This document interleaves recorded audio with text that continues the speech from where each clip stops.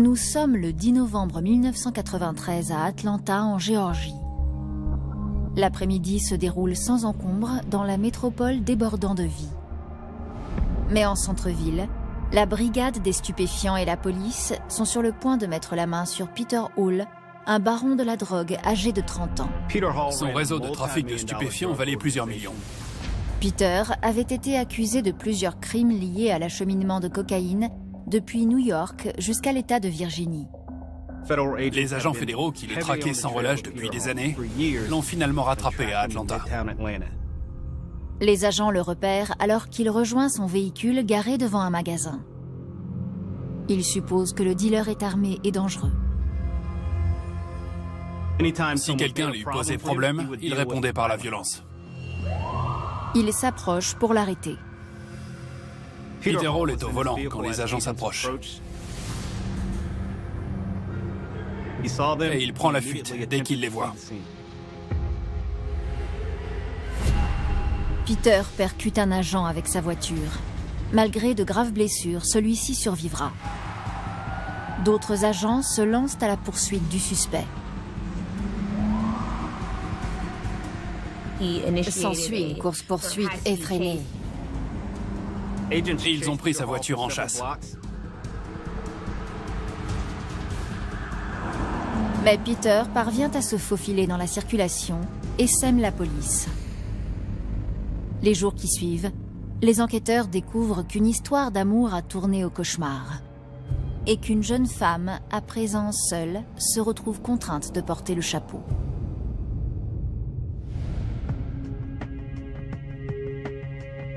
Originaire de Virginie, Kemba Smith a la vie devant elle et une famille sur qui compter. J'étais fille unique et j'avais des parents formidables. Je ne manquais de rien. Elle était très active à l'école et à l'église. Kemba jouait de la flûte et était membre de la chorale.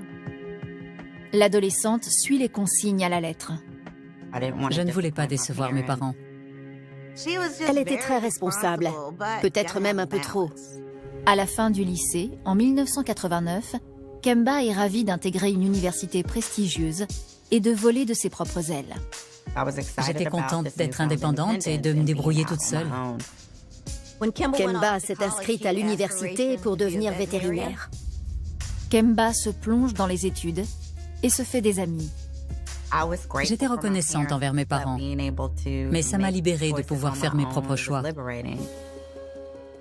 On pouvait vivre notre vie comme on le souhaitait. Je n'arrêtais pas de me dire « Oh, c'est dingue, il y a tellement de beaux garçons. » Kemba rêve de rencontrer sa moitié, mais a du mal à créer des liens. J'explorais ma nouvelle vie d'étudiante et j'essayais de me faire une place. Mais je ne me trouvais pas aussi jolie et aussi mature que les filles de mon âge. Au fil du temps, j'ai commencé à perdre confiance en moi. Elle avait le sentiment d'être invisible. C'est lors de sa première année d'études en 1990 que Kemba, 19 ans, trouve enfin son bonheur auprès de Peter Hall, 27 ans. Il n'était pas étudiant, mais très connu sur le campus. Peter avait vraiment tout du mal alpha. C'était le genre d'homme qui attirait tout le monde. Sa présence ne laissait pas indifférent. Peter était le mec le plus cool du campus. Tout le monde était sous le charme. Parmi toutes les filles présentes, c'est Kemba que Peter choisit d'aborder. Ça m'a surprise qu'il vienne me parler. J'en avais des papillons dans le ventre. J'étais tellement contente. Il se présente et lui fait son petit numéro de charme. Au départ, ce qui m'a plu chez Peter, c'est pas seulement qu'il avait de l'allure. Il était aussi très intelligent. La rumeur circule que Peter est le dealer du campus, mais Kemba n'y prête pas attention. J'avais entendu des histoires à son sujet, mais moi, je voulais juste être sa petite amie. Donc, j'ai tout de suite sauté sur l'occasion. Les rendez-vous galants se transforment en liaisons torrides. Peter la couvre de cadeaux et d'affection. Peter me gâtait énormément. Il m'emmenait dans de grands restaurants et m'offrait des cadeaux. Il consacrait beaucoup de temps à notre couple. Elle portait de nouveaux vêtements, des diamants et conduisait une belle voiture. Ça ne ressemblait pas à un mode de vie d'étudiant. Au campus, on ne parle que de Peter et Kemba. Le statut de Kemba a changé. Peter était considéré comme le patron. Elle est passée de la fille invisible à la petite amie de Peter Hall. Côtoyer Peter m'a redonné confiance. Avec lui, je me sentais importante. Les folies de Peter deviennent enivrantes. Elle est tombée amoureuse de lui. Il la traitait bien et la comblait de cadeaux. Je prenais ça pour une preuve d'amour. Je n'avais encore jamais vécu ça. Au bout d'un an, Kemba quitte son logement étudiant pour s'installer chez Peter et démarrer sa vie avec l'homme qu'elle aime. Kemba faisait le ménage et lui cuisinait de bons petits plats. Kemba ne se préoccupe plus que de sa vie avec Peter et semble délaisser ses études. Je n'allais plus en cours. Je lui accordais toute mon attention. Je voulais lui prouver que j'étais capable d'être la petite amie parfaite. Mais Kemba n'imagine pas jusqu'où elle sera prête à aller pour Peter. D'un dévouement sans borne pour son homme, Kemba tourne le dos à ses proches et finit par risquer de passer sa vie derrière les barreaux. Le 10 novembre 1993, Peter Hall, 30 ans, un baron de la drogue, échappe à la police d'Atlanta. Dans sa fuite, il manque de tuer un agent. Comme Peter était parvenu à échapper aux forces de l'ordre, il s'est retrouvé sur la liste des hommes les plus recherchés du pays. Cet homme était un danger pour la société.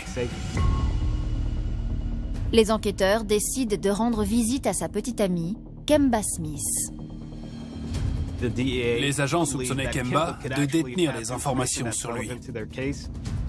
Rapidement, ils se rendent compte que la jeune femme est bien plus impliquée dans le trafic de drogue de son petit ami qu'ils ne le croyaient, et qu'elle pourrait les mener à sa capture. Mais voudra-t-elle le dénoncer? Tout ce qu'elle avait à faire pour éviter une peine de 20 ans de prison, c'était leur indiquer où se cachait Peter. Elle répétait constamment qu'elle ne savait pas où il se trouvait.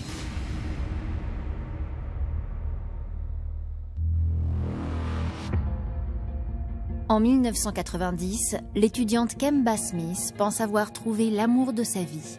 Peter Hall, un jeune homme de 27 ans. Il était grand, c'était un bel homme. Elle est complètement tombée sous le charme. Il l'emmenait à des fêtes et au restaurant. Il lui offrait des vêtements et des bijoux qui brillent. Kemba pense avoir décroché le gros lot et se dévoue entièrement à lui, même après avoir appris qu'il deal réellement de la drogue. Kemba avait été couvée, elle était naïve. Sa jeunesse et son manque d'expérience n'ont pas joué en sa faveur. Elle désirait tellement être aimée. Mais Kemba ignore que son amour pour Peter lui coûtera bientôt tout ce qu'elle possède. En novembre 1993, 3 ans plus tard, Peter Hall est accusé de plusieurs infractions liées aux stupéfiants et est activement recherché par la police suite à son évasion à Atlanta. Il était à la tête d'un trafic de stupéfiants qui brassait des millions de dollars. Les enquêteurs espèrent que Kemba leur indiquera où se trouve son petit ami. Mais en discutant avec sa famille, les agents de police apprennent qu'elle a disparu depuis peu. Kemba était partie sans nous dire où elle allait. Elle avait retiré de l'argent sur le compte de ma femme et s'était enfuie. On ignorait où elle se trouvait. C'était très douloureux. Elle devait être avec Peter. Elle n'avait pas d'autre raison de disparaître. Les parents de Kemba expliquent qu'ils se sont toujours inquiétés de la relation qu'elle entretenait avec Peter Hall. Depuis qu'elle était en couple avec Peter Hall, elle avait changé. Kemba s'était forgé une carapace. Ça ne lui ressemblait pas. Les enquêteurs les informent que le petit ami de leur fille est un criminel dangereux et recherché. Ils nous ont dit que Kemba fréquentait un très grand dealer de drogue. Ça nous a stupéfiés. Je me faisais énormément de soucis pour elle, j'étais très inquiet. De plus, Kemba risque d'être condamné pour l'avoir aidé à couvrir sa fuite. Je n'en croyais pas mes oreilles, c'était une bonne gamine. De toute la famille, c'est elle qui était censée bien se débrouiller dans la vie. Si on avait de ses nouvelles, on devait contacter la brigade des stupéfiants. Les enquêteurs quittent le domicile sans avoir obtenu d'informations. Les mois s'écoulent et les recherches pour retrouver le couple s'essoufflent. On ne savait pas si elle était vivante. Il finirait bien par la retrouver. Soit elle serait arrêtée, soit elle serait morte. Puis en septembre 1994, 9 mois après sa disparition, les enquêteurs ont un coup de chance. Kemba se rend. J'ignorais ce qui m'attendait. J'étais terrifiée. Kemba explique aux autorités qu'elle a rejoint la ville la veille en se rendant directement chez ses parents. Quand elle est arrivée, elle était enceinte. À ce moment-là, ce n'est pas du gouvernement que j'avais le plus peur, mais de la réaction de mon père en me voyant enceinte. Je ne savais pas comment mes parents le prendraient. On l'a juste prise dans nos bras. J'ai éclaté en sanglots et je l'ai serrée dans mes bras. J'ai remercié le Seigneur de nous l'avoir ramenée saine et sauve. Ils m'ont accueilli à bras ouverts. Ils étaient affectueux, mais inquiets.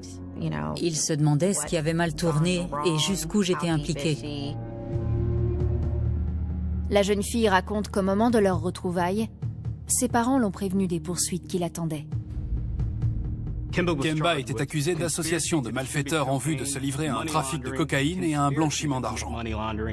Si elle était reconnue coupable, elle risquait plus de 20 ans de prison. On voulait qu'elle reprenne ses marques chez nous, mais il fallait qu'elle se rende. Kemba étant leur meilleure chance de retrouver Peter Hall, les autorités lui proposent un accord. Le procureur m'a dit que c'était lui qui les intéressait, pas moi. Kemba pouvait recevoir l'immunité. Elle n'avait qu'à divulguer la cachette de Peter. Kemba doit faire un choix. Elle pouvait s'éviter de nombreuses années de prison si elle acceptait de livrer son homme. Mais elle a refusé. Au lieu d'admettre qu'elle était avec Peter, elle a soutenu qu'elle était restée 9 mois à Washington. Malgré les années de prison qui la menaçaient, elle est restée fidèle à Peter.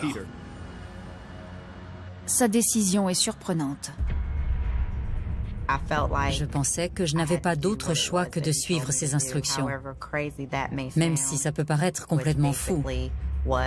Il me disait de dire que je ne savais pas où il était. En réalité, personne ne comprenait que j'étais terrifiée et que je ne savais pas comment gérer la situation.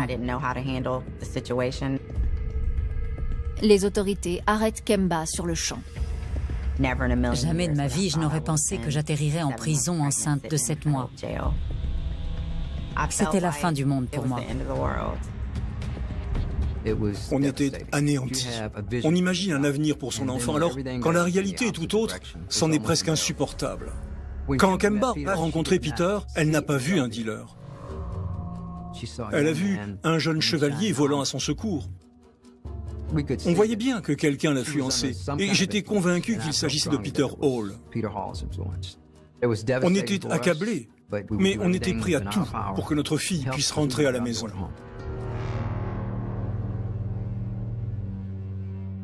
En refusant de livrer Peter, Kemba réduit à néant ses chances d'échapper à la prison.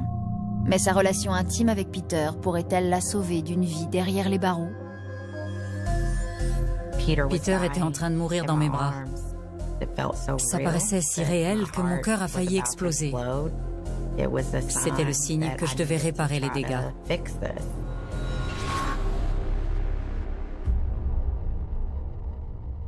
Octobre 1994. La vie de Kemba Smith est en chute libre. La jeune femme de 23 ans, enceinte de 7 mois, est inculpée pour association de malfaiteurs en lien avec le trafic de drogue de son petit ami, Peter Hall. Kemba serait tirée d'affaire si elle avouait tout ce qu'elle savait sur Peter. Les autorités m'ont questionné pendant plusieurs heures. Je ne leur ai dit que ce que Peter m'avait ordonné de dire. Non seulement j'avais peur, mais je me faisais du souci pour lui. Kemba refuse de dénoncer son homme. Elle est arrêtée. Je ne savais pas quoi faire. J'étais tiraillée. Je cherchais aussi à le protéger. Mais 2 jours plus tard, la jeune femme change soudainement d'avis. Le 3 octobre, elle s'entretient de nouveau avec la police. J'ai appelé mon avocat pour lui dire que j'avais des informations. Kemba est enfin prête à discuter de Peter. Elle raconte aux enquêteurs le rêve épouvantable qui l'a menée à prendre cette décision.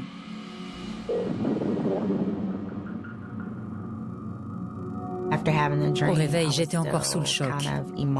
Tout m'avait paru si réel. Dans le rêve, Peter était en train de mourir dans mes bras.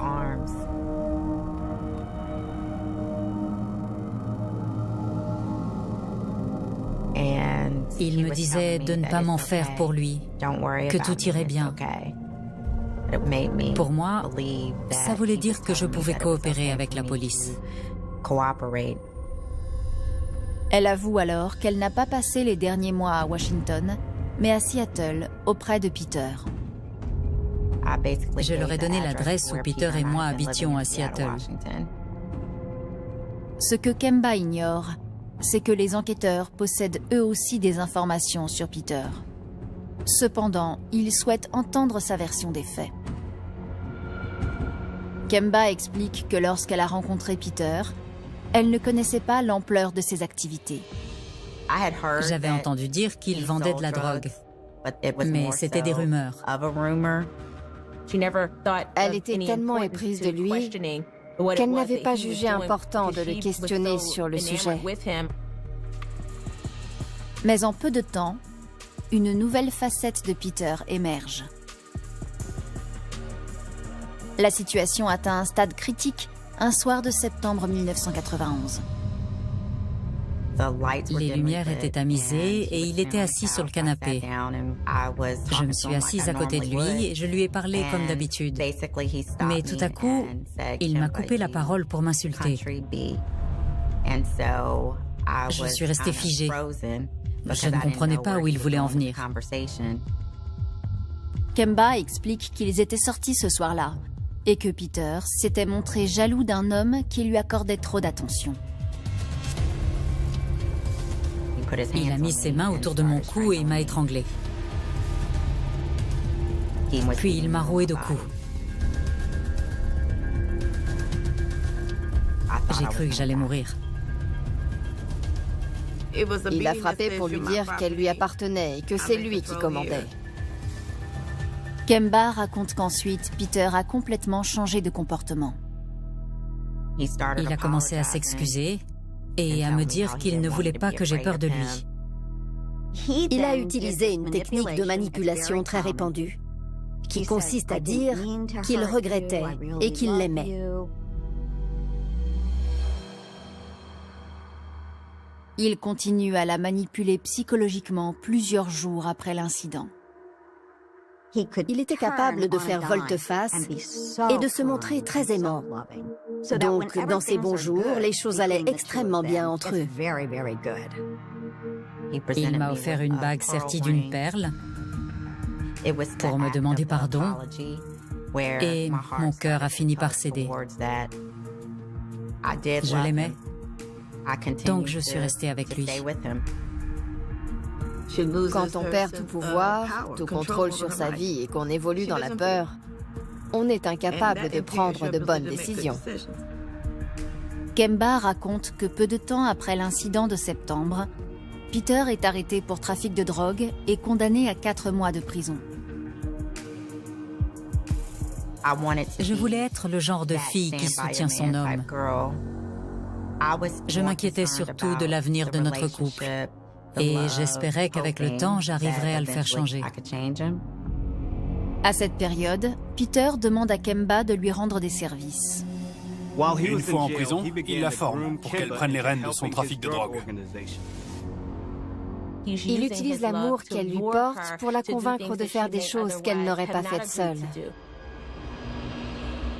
Elle obtient de faux permis de conduire, achète des véhicules et loue des appartements à son nom.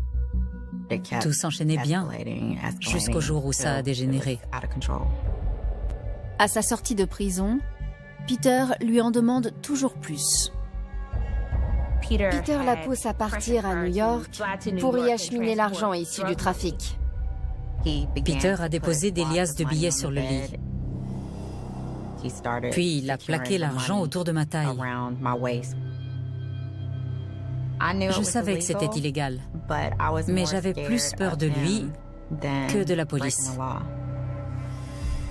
Kemba déclare qu'elle est parvenue à transférer des milliers de dollars à New York et qu'elle a continué en se rendant dans d'autres villes sur la côte. Je savais que c'était mal, mais j'étais tiraillée entre l'amour et la peur. J'avais l'impression de ne pas avoir le choix. Selon elle, Peter commence à devenir paranoïaque en mai 1993. Il m'a passé un coup de fil tôt dans la matinée et il avait l'air à bout, vraiment exténué et complètement frustré. Peter demande à Kemba de le rejoindre à un motel. Quand je suis arrivée, il ne m'a rien dit, mais je sentais bien que quelque chose n'allait pas. Il avait l'air très contrarié. Elle s'aperçoit qu'il a du sang sur ses chaussures.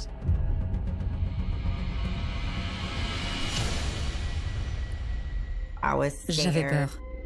Je n'ai pas osé lui demander ce qui s'était passé. Il lui fait soudainement une confession glaçante. J'étais complètement sous le choc. Il lui dit qu'il n'avait pas le choix. J'avais peur qu'il me tue. Le 3 octobre 1994, les autorités interrogent Kemba Smith, accusée de trafic de stupéfiants. La future maman de 23 ans avoue qu'elle est impliquée dans ce trafic de plusieurs millions de dollars, géré par son petit ami. Kemba déclare qu'elle avait peur de faire marche arrière. Si elle ne le satisfaisait pas, il arrivait qu'il s'énerve contre elle et qu'il en vienne aux mains.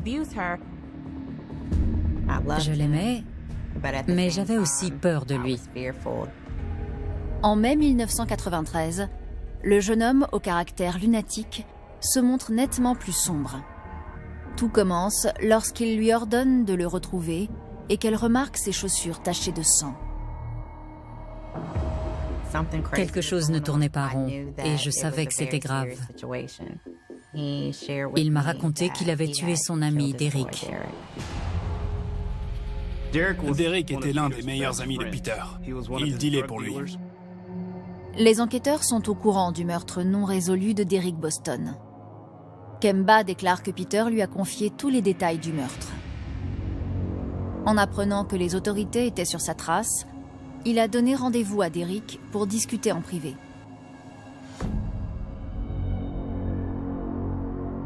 Et c'est là que Peter Hall lui a tiré dans la poitrine.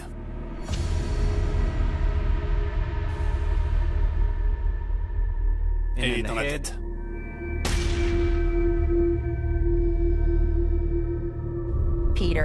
Peter m'a dit qu'il avait fait ça parce qu'il pensait que Derek coopérait avec la police.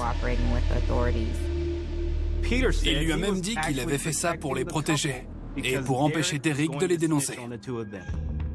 Je savais que Peter pouvait se montrer violent, mais je ne le pensais pas capable de tuer quelqu'un, encore moins son meilleur ami. Ça a renforcé sa peur et son degré de complaisance. J'ai choisi de faire exactement ce qu'il voulait. J'étais prise dans une situation que je ne contrôlais plus. Et comme je ne savais pas quoi faire pour m'en sortir, j'ai décidé de l'écouter. Selon Kemba, la méfiance de Peter envers ses associés s'accentue radicalement le mois suivant le décès de Derrick.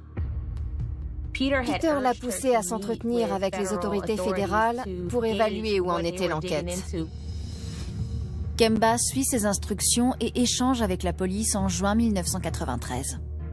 On lui a demandé ce qu'elle savait à propos du meurtre de Derrick Boston et du trafic de drogue, mais elle a affirmé qu'elle ne savait rien. Je me cantonnais à la version que Peter m'avait donnée. Elle ne disait que ce qu'il voulait. Plus il la questionne, et plus elle s'enfonce dans son mensonge. Elle se sent obligée de l'aider.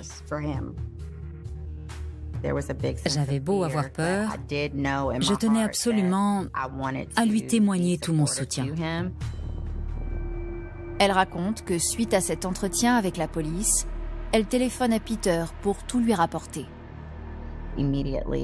Immédiatement après mon entretien avec la police, je lui ai téléphoné en cachette pour tout lui raconter, point par point. Elle cherche vraiment à recevoir son approbation et à lui témoigner toute sa loyauté.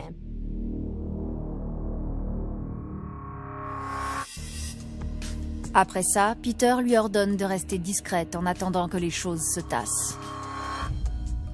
Kemba retourne s'installer chez ses parents. Elle essaie de tourner la page, mais Peter lui manque. Elle souffre de ne plus ressentir l'amour de Peter. On se parlait tous les jours. On était encore très proches. Kemba déclare qu'il lui demande de l'aide.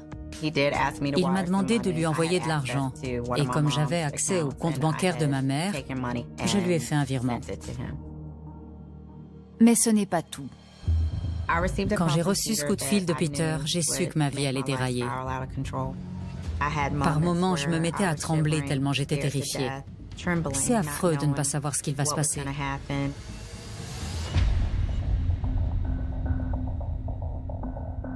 Octobre 1994, les enquêteurs interrogent Kemba Smith qui risque la prison pour avoir secondé son petit ami dans un trafic de stupéfiants de plusieurs millions de dollars. Elle se retrouve derrière les barreaux alors qu'elle est enceinte de 7 mois. Kemba se retrouve dans une situation délicate. Elle aime son petit ami, mais elle craint de s'attirer ses foudres. J'étais morte de trouille. J'ignorais ce qui allait se passer. Elle informe les enquêteurs qu'à l'automne 1993, elle a envoyé de l'argent à Peter, après qu'il a échappé de justesse à la police. Ils ont failli le coincer à Atlanta, mais il a réussi à s'enfuir. Ensuite, elle n'a plus de nouvelles pendant des semaines. Mais le 8 décembre 1993, Peter l'appelle, paniqué. Sa voix était étouffée, mais j'ai compris qu'il me demandait de prendre le train pour le rejoindre. Kemba préfère suivre Peter en cavale que rester en retrait et se faire du souci pour lui. J'étais très chamboulée. J'hésitais parce que je ne voulais pas décevoir mes parents. Je savais que ça leur ferait du mal de ne pas savoir où j'étais.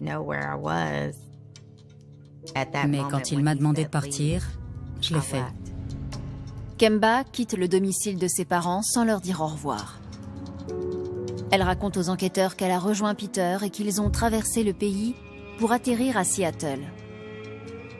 Dans sa tête, elle se devait d'être là pour lui. C'était de la survie. On ne savait pas quand on prendrait notre prochain repas. Pour couronner le tout, Kemba tombe enceinte durant leur cavale. J'ai remarqué que mon corps changeait et j'ai compris que j'étais enceinte. On vivait dans la misère et je mangeais mal. Il fallait que je consulte un médecin. Elle explique que Peter est maintenant prêt à tout. Comme il n'avait pas d'argent, Peter lui a demandé de voler dans les magasins. Quand Kemba lui explique que c'est trop risqué, il s'emporte. Peter l'a violemment attrapée à la gorge et l'a agressée parce qu'elle n'obéissait pas. Je me suis rendu compte qu'il fallait que je rentre. Et je remercie le Seigneur d'avoir touché le cœur de Peter, parce qu'il savait qu'il n'était pas capable de prendre soin de moi. Et il a bien voulu que je retourne chez mes parents. Après 9 mois de cavale, le couple se sépare. C'était déchirant de se quitter. Je n'arrêtais pas de pleurer, mais je savais qu'il fallait que je parte. Malgré tout ce qu'elle avait subi avec Peter, elle se sentait coupable de l'abandonner alors qu'il avait besoin d'elle. De retour en Virginie, ses parents parviennent à la convaincre de se rendre. Elle explique qu'en dépit de la violence et de la manipulation dont il fait preuve, elle l'aime toujours. J'ai immédiatement repris mon rôle de marionnette. Kemba espère que ses aveux et sa coopération dans l'enquête lui permettront d'obtenir l'immunité. Malheureusement, on lui annonce une terrible nouvelle. L'immunité qui lui était promise n'est plus d'actualité. Ils en savaient plus que moi à ce stade. Ils m'ont dit qu'ils avaient retrouvé Peter dans l'appartement qu'on avait occupé tous les deux et qu'il avait été assassiné. Ils l'ont retrouvé avec une balle dans la tête. Quelqu'un l'avait exécuté. Selon eux, Peter s'est fait tuer lors d'un deal et était mort avant leur arrivée. Ils n'ont jamais retrouvé le coupable. La nouvelle de sa mort m'a anéanti. J'avais rêvé qu'il était en train de mourir et maintenant on venait m'annoncer qu'on lui avait tiré une balle dans la tête. C'était insupportable. La cible de l'enquête étant décédée, la coopération de Kemba n'est plus nécessaire. Son avenir se retrouve donc menacé. J'étais enceinte de 7 mois. Je stressais non seulement parce que le père de mon enfant s'était fait assassiner, mais également parce que j'ignorais ce que j'allais devenir. Kemba décide que la meilleure chose à faire est de plaider coupable et d'espérer que la cour soit clémente. Au final, j'ai décidé de faire ce qu'il y avait de mieux pour mon enfant. Donc j'ai plaidé coupable pour blanchiment d'argent, fausse déclaration et association de malfaiteurs en vue de se livrer à un trafic de drogue. J'ai pris mes responsabilités. 2 mois plus tard, en décembre 1994, Kemba accouche d'un beau petit garçon. C'était un moment magique, mais aussi traumatisant. On ne la laisse que 2 jours avec son nouveau-né. Je voulais absolument rester éveillée le plus longtemps possible pour pouvoir profiter de mon fils, pour le serrer, le toucher, le sentir. Dévastée, elle confie son fils à ses parents en priant pour le retrouver rapidement. Ça a été l'un des pires moments de toute ma vie. J'avais plaidé coupable, donc je pensais que j'obtiendrais une peine plutôt clémente. Le procureur m'avait annoncé 2 ans de prison. Le destin de Kemba est entre les mains du juge. Mais l'annonce qui suit aura l'effet d'une bombe au sein du système judiciaire. L'audience en a eu le souffle coupé. J'étais fou de rage. J'ai failli m'écrouler. Kemba Smith a protégé son petit ami Peter Hall jusqu'à sa mort et a avoué les crimes dont ils étaient coupables, blanchiment d'argent, fausse déclaration et association de malfaiteurs en vue de se livrer à un trafic de drogue. Le 20 avril 1995, l'audience est ouverte. La date du procès me terrifiait, mais je gardais espoir que je sortirais tout de même libre du tribunal ce jour-là. Énormément de gens la soutenaient. Le clergé, ses voisins, sa famille, ses amis. Mais à la surprise générale, l'accusation requiert une peine sévère. Le gouvernement a affirmé que Kemba savait très bien ce qu'elle faisait et qu'elle a consciemment agi dans l'illégalité par amour pour Peter. L'accusation a voulu la faire passer pour un magnat de la drogue. Kemba assure sa défense à la barre. Je voulais assumer la responsabilité de mes actes et exprimer mes remords. J'espérais que le juge entendrait ma requête. Elle explique que ses actes étaient motivés par l'amour, mais aussi par la peur qu'engendrait la violence de Peter. Je faisais ce qu'il me disait pour éviter les coups. Aux yeux de la défense et des psychologues, Kemba est une femme battue. Les femmes prises dans une relation abusive perdent leur pouvoir personnel. Peter s'est arrangé pour qu'elle ne soit plus en mesure de décider et que tout le contrôle lui revienne. Mon crime, ce n'est pas d'avoir agi en criminel, c'est d'avoir choisi le mauvais partenaire. Bien que le juge soit ému par l'histoire de Kemba, le tribunal est bloqué par la peine minimale obligatoire requise pour trafic de stupéfiants. Le gouvernement m'a tenu responsable du trafic de 255 kilos de cocaïne. Kemba s'est retrouvée accusée d'une ribambelle de délits qu'elle n'avait pas commis, mais auxquels elle était associée. Il incombe désormais au juge de décider de son sort. Kemba a été condamnée à 24 ans et demi, sans sursis. J'ai failli m'écrouler. Ma femme a perdu connaissance. Après l'annonce du verdict, Kemba est immédiatement transférée au pénitencier fédéral pour femmes de Danbury dans le Connecticut.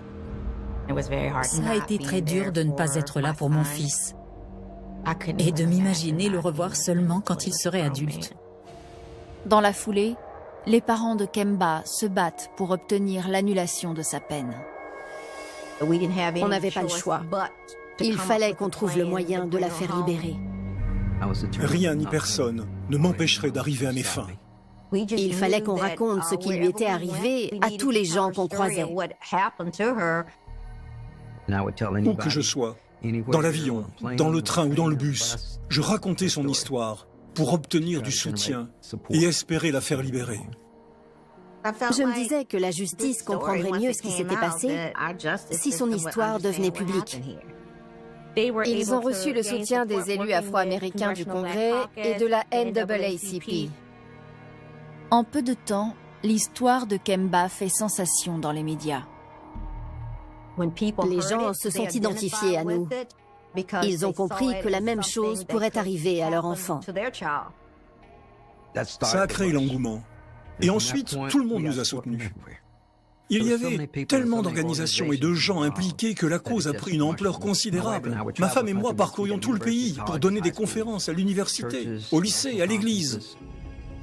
Cette affaire remonte enfin jusqu'à la Maison-Blanche. En décembre 2000, le président Clinton modifie la peine de Kemba en la réduisant à 5 ans de liberté conditionnelle. Après avoir passé plus de 6 ans en prison, Kemba retourne auprès de sa famille. J'étais tellement reconnaissante envers Dieu. C'était un jour très joyeux. C'était fabuleux qu'on ait réussi. J'en ai pleuré de joie. Elle est rentrée à la maison.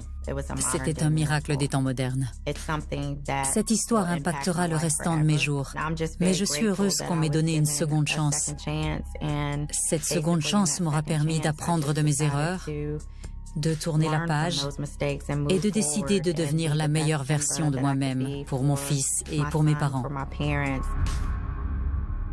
Après son séjour en prison, Kemba s'est juré de soutenir les personnes qui se retrouvent dans la même situation. Depuis qu'elle a été libérée, Kemba milite pour réformer le système judiciaire dans son ensemble. Les jeunes filles ont beaucoup à apprendre de mon expérience. Il est crucial de s'aimer et de ne pas sacrifier son bonheur ni sa liberté uniquement pour sauver son couple. Il faut se protéger coûte que coûte et apprendre à gagner sa vie sans jamais dépendre d'un homme.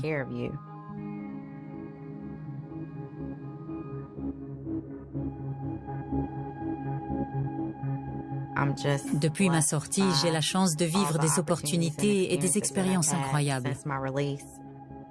Je veux continuer à me battre parce que je veux que la loi change. Je vais continuer à faire de mon mieux pour que les choses évoluent. Elle aspire surtout à ce que son histoire d'amour tragique, teintée de violence et d'espoir, ouvre la voie de la rédemption.